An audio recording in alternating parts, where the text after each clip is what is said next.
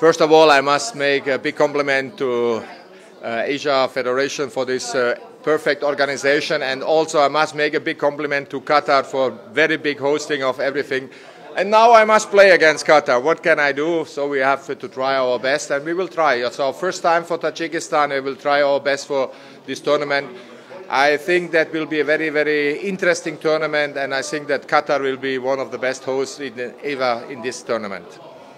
We have to respect everybody. For us, it doesn't matter who we have in the group. Sure, Qatar is the champion of the last year. Sure, Qatar is one of the favorites. China is one of the big teams also. But this is the situation at the moment that we have to accept it, and we must play our best. And for us, it's also for Tajikistan to learn and to make a good development for the future and try to play now the next years also on this tournament, and maybe we will be also one day on the FIFA World Cup. For us it was very important to be first in the group with Kyrgyzstan and this qualification, but now we have started by zero. Everybody started by zero.